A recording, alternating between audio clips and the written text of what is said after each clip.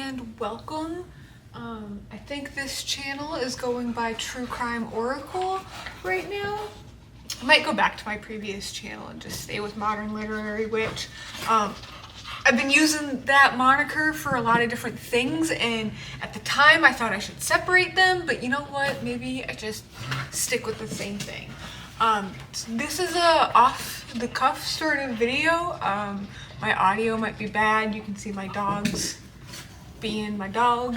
But I felt very compelled to post this, to film this.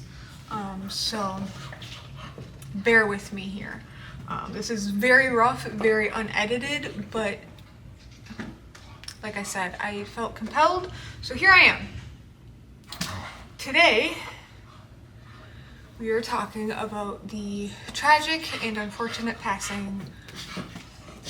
That's wrong. It's not a passing. It is an assassination of Charlie Kirk.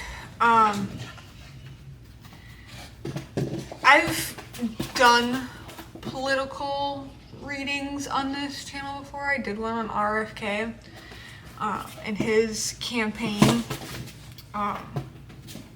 And in my opinion, there's an alternate reality where he did win, but we are not in that one. We are in the one where it is September 10th, 2025, and Charlie Kirk has just been assassinated on a college campus in Utah. And when I first heard about this, I was shocked, like literally shocked to my core, because my first initial thought was like, of all the people, Charlie wasn't at the top of my list of people I thought would be targets. I thought there were plenty of people who were louder, more influential, with more power, more whatever. But as the day has progressed and the more I have thought about it and the more I've learned about the situation, I actually think it makes a lot of sense. Some may even say too much sense.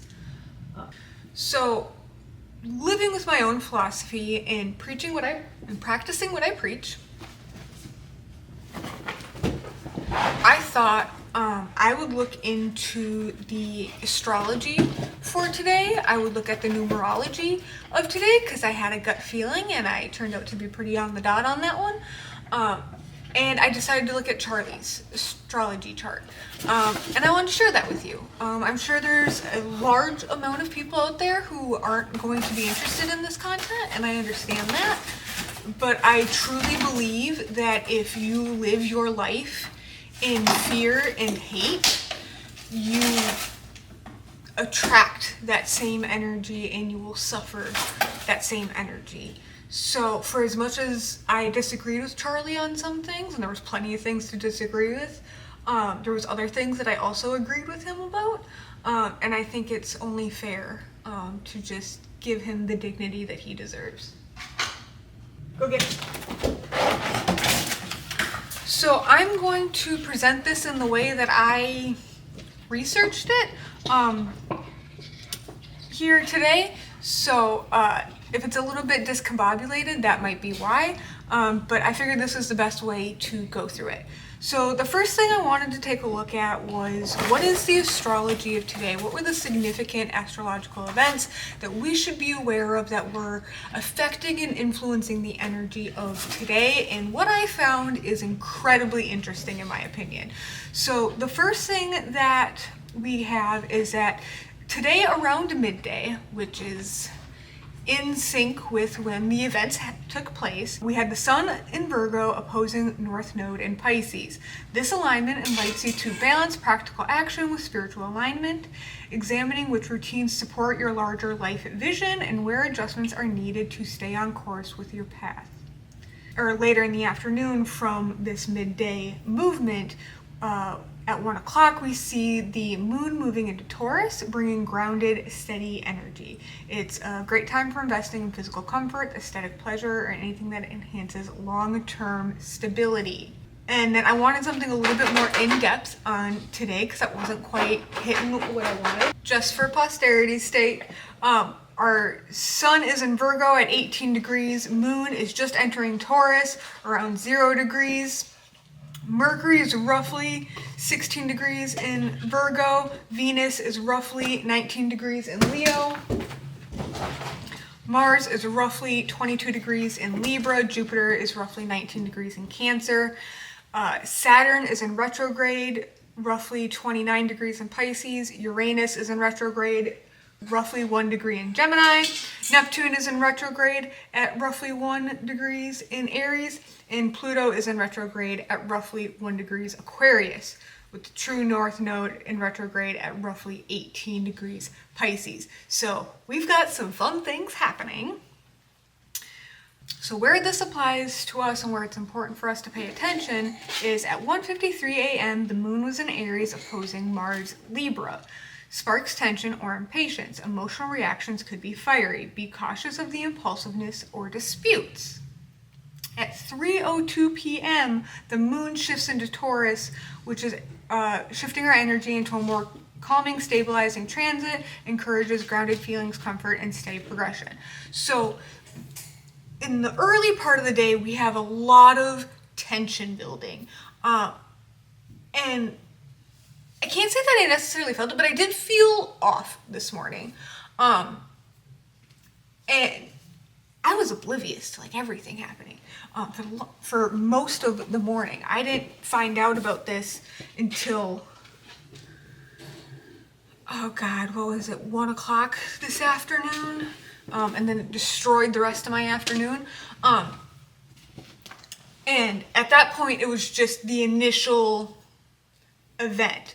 So by the time I'm hearing about it, it's already delayed because I'm hearing about it on social media. I'm nowhere near close to this. So we have all this tension building in the morning. And then by 3 p.m., when everything is officially announced that he has actually passed and it's not just a rumor, we have this energy shift into a more calming, stabilizing energy. And I would say it's fairly accurate for the way that this roller coaster has been today. Because around 3, we were starting to get kind of the story a little bit. For me, things weren't even fully confirmed until after that, but it was very interesting to see today that the official confirmation that Charlie had passed had technically come through Trump. This is actually a one-of-a-kind sort of situation, because I don't think I can ever point to a moment in history where a death is announced like this from the president's mouth. And I remember having a conversation with my coworker about this and thinking, like, do I want to believe him? Is this really the truth? Like, why are we hearing it from him and not some other official source, like the police on scene? But then at the same time, like, Trump's not going to post that if it's not true. Like, he would have to retract that if it wasn't true, and that's not going to happen. So, like, it was just a very surreal moment to experience and analyze, because I had to question a lot of things that were happening in the moment, because I didn't want to make impulsive judgments about, like, this is what had happened. I was waiting, and I know not everybody was. And so I found this energy shift to be very fascinating, because like I said, I could feel it, but like to also know that these factors were influencing it, these planetary alignments, is incredibly interesting, because these are things you cannot plan. You cannot plan this, and as we go through the rest of this, you'll understand exactly what I mean by that. So the additional aspects that we should be aware of is Mercury is sesquid quadrate Pluto. Sharp probing thoughts, mind the potential for obsessive thinking or stress in communication. Sun sextile Lilith, opportunity to express unapologetic authenticity, embracing your new raw edge positivity. Moon quintile Jupiter, harmonious chance to expand emotionally or receive informed optimism. Moon semi-square Saturn, emotional ambitions may meet restraint, balance structure with feelings. Summary, what this means for today: morning fire, the moon opposes Mars, suggests potential friction early on. Watch out for rush-induced mistakes or emotional flare-ups.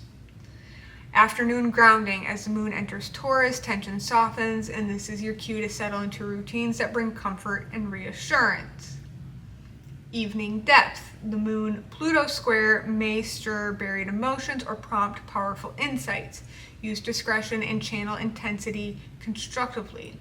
Through the day, communicate with awareness. Mercury's challenging aspect to Pluto nudges clarity, not confrontation. Authenticity shines. The sun's alignment with Lilith supports embracing your true nature, especially in how you project your identity. Feelings and ambition. Emotional openness is tempered by structure. Moderation is key. So I thought all of that was super interesting and fascinating. And then I went into the numerology of today's date. So converted into numbers, September is 9, the day is 10, the year is 2025. Add them together, we get 19, which I'm going to circle back on in a second, but take note. Reduced to a single digit, today's universal number is 1. Meaning of universal day 1, fresh starts and new beginnings. Energy is pioneering, independent, and moving forward. Leadership themes encourages stepping into initiative, self-confidence, and personal authority. Planting seeds. What begins today may carry momentum for the rest of the cycle. Shadow side. Impatience, selfishness, or overly forceful action, especially with the morning moon Mars tension astrologically. Numerology and astrology blend for today. Both systems point towards initiation and independence. The universal day 1 amplifies the Virgo sun's call to take responsibility, and the Taurus moon's push to create tangible stability. With Pluto and Mercury also active, it's a day to launch something new with meaningful awareness, leading to a place of clarity rather than impulse. So I also wanted it to break down specifically each number of today's date. So for the month of September, number 9, we have 9 is the archetype of completion, wisdom, and humanitarian energy. It carries compassion, idealism, and the call to serve others. Shadow side, endings, loss, or the tendency to over-sacrifice. September often marks a time of wrapping things up, integrating lessons, and preparing for the next cycle. Day number 10. 10 is a karmic or power number in numerology. It contains both the 1, new beginnings and independence, and the 0, potential and spiritual source. Symbolizes the ability to create fresh starts with divine support behind them. Positive side, leadership, originality, and breakthroughs. Challenge side, pride, over control, or fear of failure. The year, 2025. Now, I looked into this earlier and I posted this on my Facebook, which is the Modern Literary Witch. Not that many people follow that because I'm pretty inconsistent on that page, but I pointed this out earlier. 2025, if you are not aware and haven't figured it out yet, is a 9 year. When you take all 4 numbers and you add it together, it gives you the number 9. The same as September month's energy, doubling the themes of completion, release, and humanitarian perspective. Globally, this year emphasizes letting go of old cycles, karmic closure, and focusing on wisdom, empathy, and collective progress. Personal reflection, a year to resolve unfinished business before the new cycle begins in 2026. Summary of these numbers together: 9-month endings, wisdom, closure. 10-day fresh starts, leadership, new potential. 9-year completion, transition, collective lessons. Today blends together in endings and beginnings woven tightly together. It's like a cosmic pivot point, closing one chapter while simultaneously opening the door to another. So then I wanted to kind of see this astrological and numerology profile applied from the lens of death and transition, because that's essentially what all of this is alluding to. We have Moon in Aries early opposing Mars in Libra. Pay attention to this Libra for a second. Tension, emotional flare-ups, potential conflict that sparks change. Moon enters Taurus, grounding energy, stability, but also attachment to what feels safe. Moon square Pluto, evening, deep transformation, old emotions surfacing, facing shadows. Mercury aspect Pluto, penetrating thoughts, obsessive or transformative communication. Sun in Virgo, opposite North Node in Pisces, tension between practical order and soulful surrender. Sun sextile Lilith, power and authenticity, reclaiming shadowed parts of the self. Astrologically, today carries themes of confrontation, release, and stepping into a more authentic path. Pluto's involvement especially highlights death, rebirth, and inner transformation. So, when we combine these two systems, the picture becomes very clear. Death, 9, Pluto, Moon square Pluto, both the month and the year resonate with 9, a number of closure. The Moon squaring Pluto forces buried truths or attachments into the light. This is a symbolic death, releasing what no longer serves, shedding old skins, and allowing karmic cycles to complete. Transition, Sun opposite North Node, Mercury with Pluto. We're asked to examine whether our habits, thoughts, and communication patterns align with our deeper path. It's the liminal space, acknowledging endings while peering into what lies ahead. Rebirth, 10-1 Moon entering Taurus. The number 10 carries divine potential, and the universal day 1 is a pure initiation. The Moon's move into Taurus brings grounding, a reminder that rebirth needs not only vision, but stability. This is where seeds can take root in fertile soil. Takeaway. Now, this is the part I want you to pay attention to. Today is a threshold day. Astrologically and numerologically, it mirrors the archetypal cycle of death, transition, rebirth. The dual nines emphasizes closure of karmic chapters, while the 1-10 energy insists that something must be born from the ashes. Pluto's influence ensures this transformation isn't superficial. It demands depth, honesty, and facing what we fear to let go. The work of today is to embrace both endings and beginnings, simultaneously trusting that what dies clears space for something more authentic and enduring to emerge. So, keeping all of that in mind, I want to pause for a second and look at Charlie Kirk's astrological profile. So, according to the internet, he was born October 14th, 1993 in Arlington Heights, Illinois. First thing I need to note, I did not realize he was born in 93. I knew he was younger. I didn't realize that we were that close in age. I'm not that much younger than him. And I think that's part of the reason why today hit me the way that it did, because I heard another person that I like to listen to reference the death of Ruth Bader Ginsburg. And while she was a very influential character and her death was very tragic, it wasn't so sudden and unexpected because of her age, and she'd lived a long, full life. But reading on social media first that Charlie Kirk was shot, and then seeing the footage of the shooting, because I did see that, and then the eventual authentication of his actual passing from sustained injury, hit me really hard. And as I've already mentioned, I'm not necessarily a fan of Charlie. I have followed him pretty closely. I'm aware of what's happening in the social media sphere on both the left and the right side, mostly because I am independent and I do like listening to both sides when both sides have valid points. So I like to expose myself to a plethora of ideas and ideologies as to not pigeonhole myself in one or the other. And part of that is my own astrological profile and my purpose here on Earth, because as I wanted to bring you back to earlier, is the number 19. So I strongly resonate with the number 19.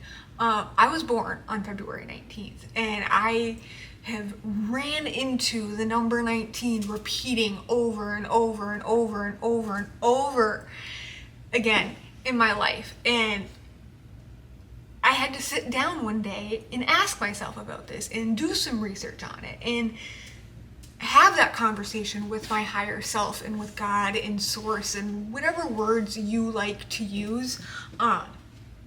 Because to me, there's multiple paths up the same mountain. And what I learned particularly about the number 19, what I've proven to be true in my own life, is it is a transition number. And I had a feeling about the numerology of today once I had a moment to process the news of what was happening. And I'm not surprised to learn that the added together everything is 19.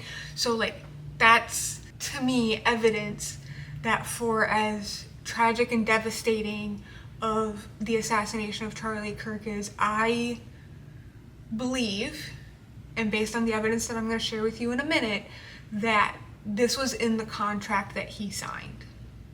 I think it's already pretty evident based on the numerology of today that this was significant. And I think once we look through his astrological profile, you'll see how these things line up and that it makes a lot of sense that this is how he would have chosen this for his contract.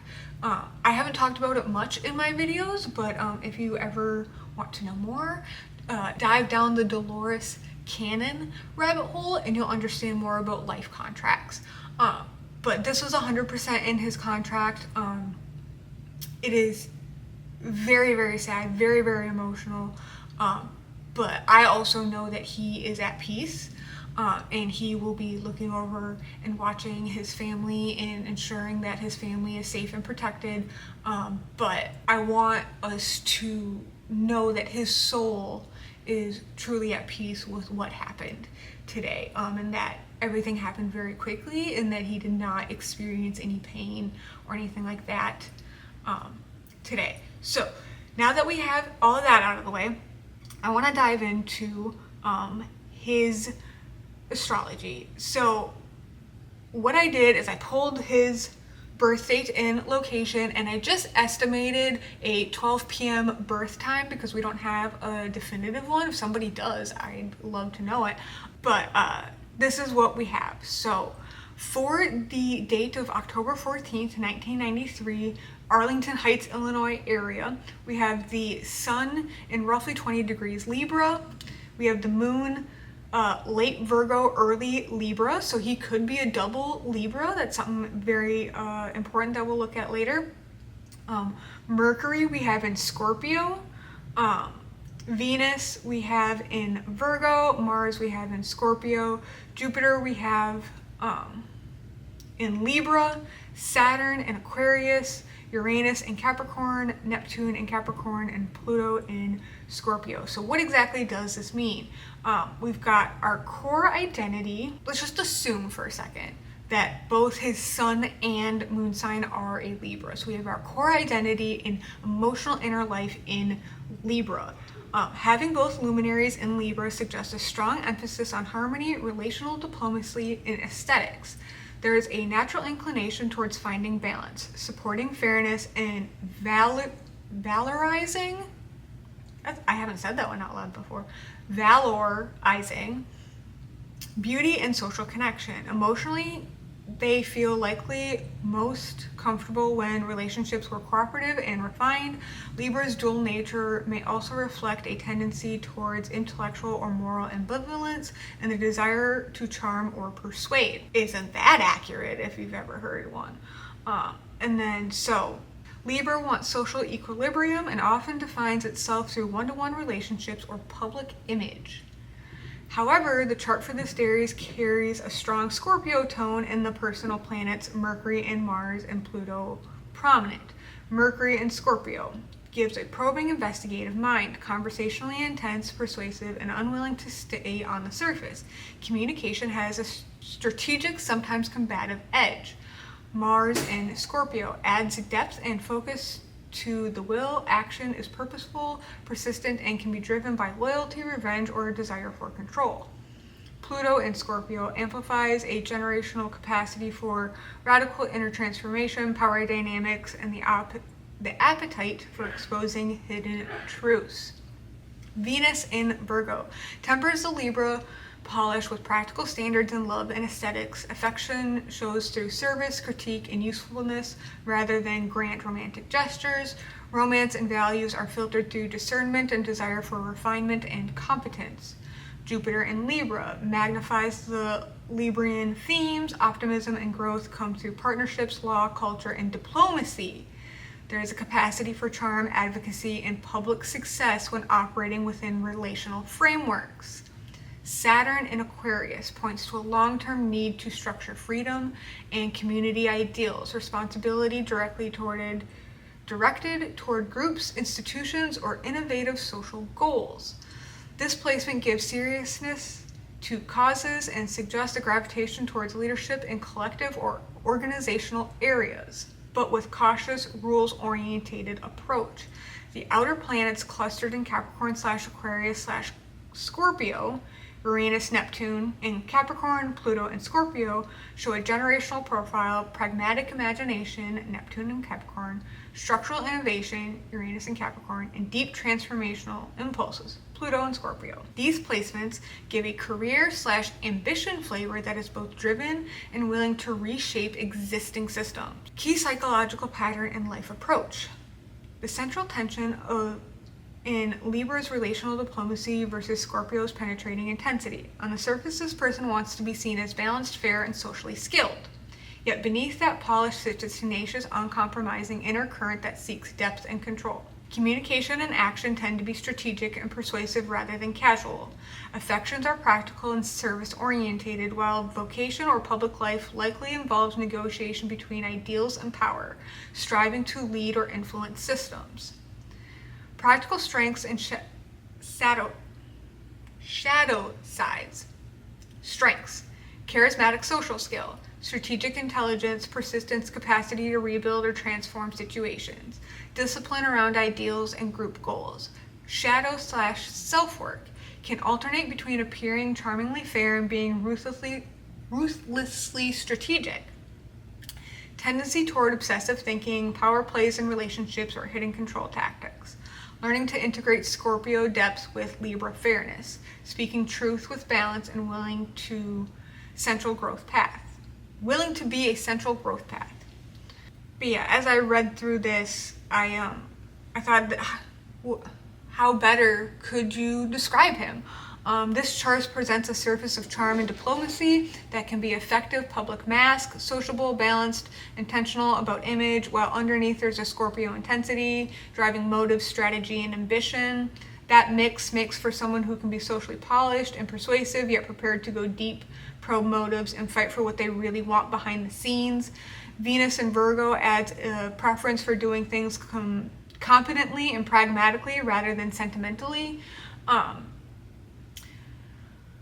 Mercury in Scorpio gives the mind investigative depth and rhetorical force. This placement favors research, persuasive argument, and a penchant for uncovering hidden motives. Speech can be decisive and sometimes confrontational. The person rarely stays at a superficial small talk. They want to get to the root.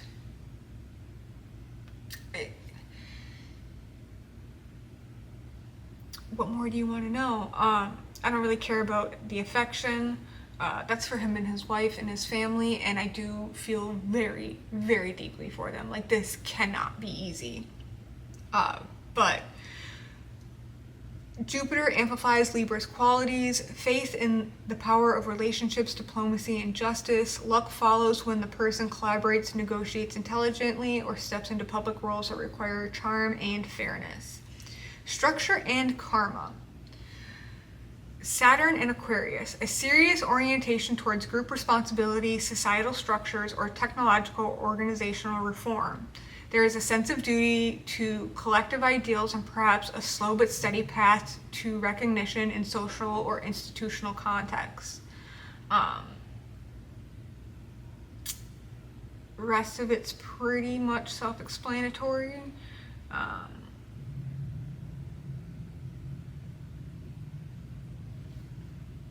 this part might be fascinating. How current transits might touch this chart, briefly. Pluto/Scorpio transits generational, amplify themes of power and transformation, useful for long-term reinvention. Saturn and Aquarius, depending on timing, can trigger responsibilities or structural shifts in group roles. Because this chart mixes public air, Libra, and private water, Scorpio, public events and private crises often trigger one another. Integration comes from facing inner shadow and translating it into responsible public action. Final synthesis. This natal signature combines social finesse with inner intensity and practical refinement. It describes a person who is both comfortable in the public arena and capable of entering psychological depths when needed, persuasive, strategic, and orientated towards influence and service. The central growth path is to develop Libra's fairness as a guiding ethic for Scorpio's power, to use depth and strategy for constructive, balanced ends rather than merely win.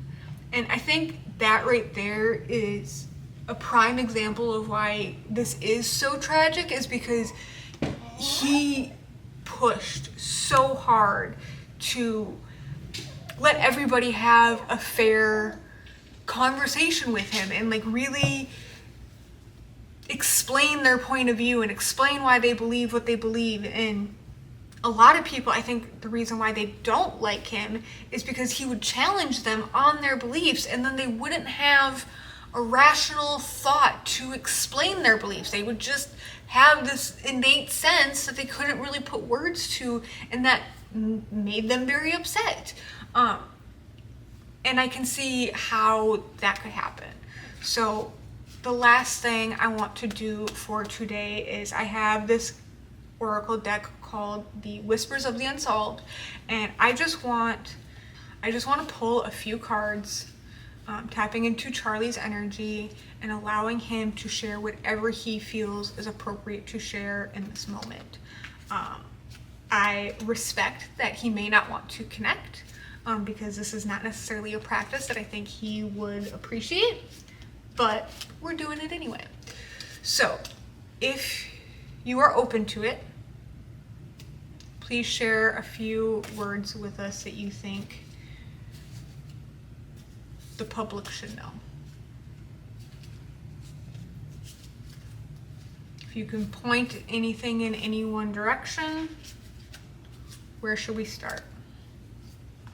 I'm going Fallout cards only. Anything else, or is that all?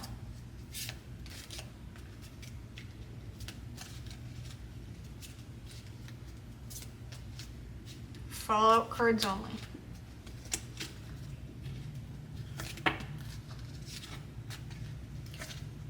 So we'll go with our first card, travel. I was actually just thinking about this earlier when I was reading through the transits that we're experiencing, and I would bet money that this is him confirming for me, this travel, that he has crossed to the other side. I thought about it right around the time that the official announcement was made.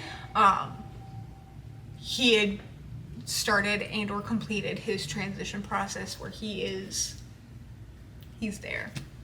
So, what else do you want to share with us? Regret, manipulation, gaslighting, control, marriage, wedding, ceremony, outer space, paper trail, frozen, preserved.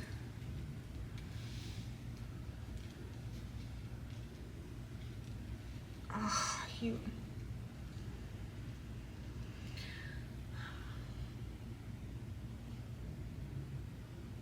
I don't want to ask this, but I have to. Does Israel and the administration in Israel specifically have anything to do with this?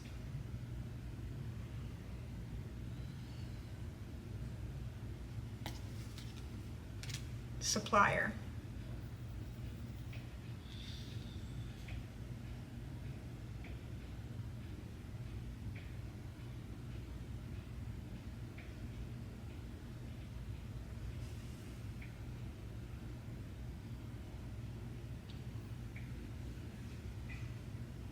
So we have travel. I do think the transition is there, but now I'm starting to think there's a double meaning here. And I'm reading it as he regrets traveling, he was manipulated into a ceremony. This outer space, to me, outer space is like a high, it's like a astral travel, it's out of this world.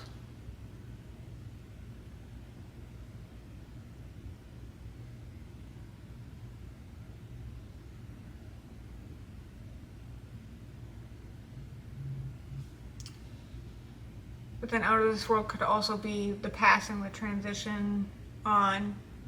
He regrets leaving his family behind, regrets manipulating and controlling. I really hope this doesn't mean he regrets manipulating and controlling his wife, because that's tragic. But he's passed on, and there's a paper trail that's frozen and preserved. We have supplier here. Okay, I'm just gonna grab the first half of this deck. What do we need to add to this? What am I missing? Can you be clearer? Secluded area.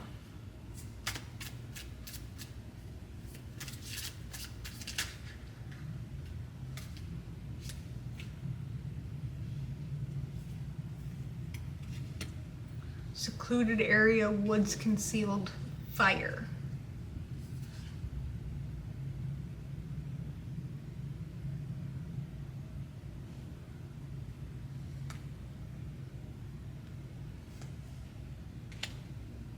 Republican, perversion.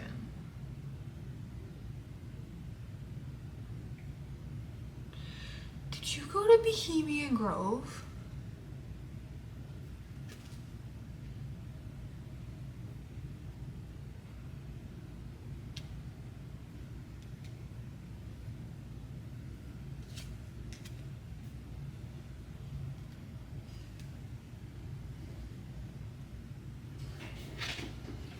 What did you know?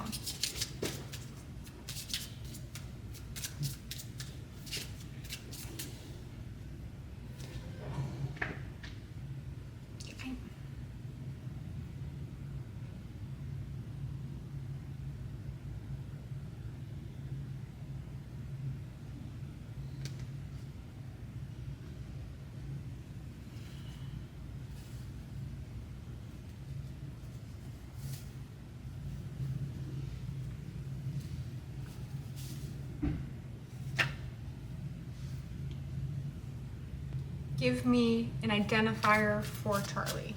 Give me your energy. Give me a base card for you.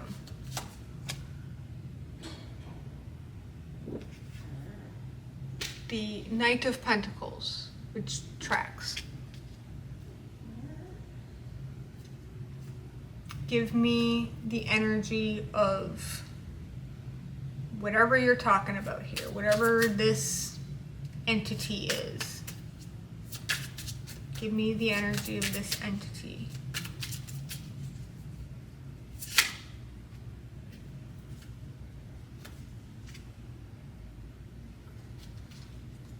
Ace of Cups. Well, yeah, they think they just got away with it all. Okay, I'm going to summarize what I have here, and I'm going to let you determine what you think the message is. First message was travel.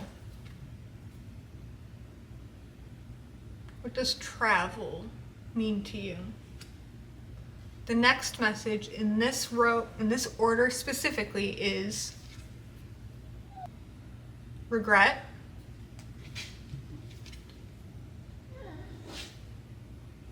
manipulating, gaslighting, control, marriage, wedding, ceremony, outer space, paper trail, frozen, preserved, regret, manipulation, marriage ceremony, outer space, paper trail, preserved. The next, I asked, does Israel have something to do with this? We got supplier. I asked, what did you know? Secluded area, woods concealed,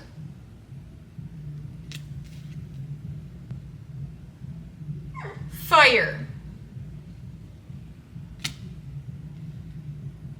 Right after those cards, I continued to be, who is this entity? What do we need to know? Republican.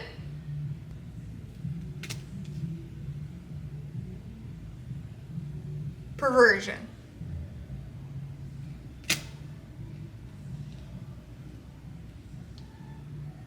Sad emotional.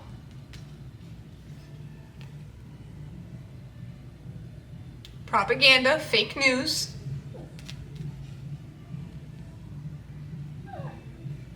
Conspiracy theory. Murder.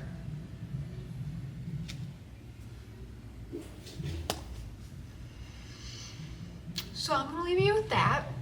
And that is my video on Charlie Kirk in his honor and his memory.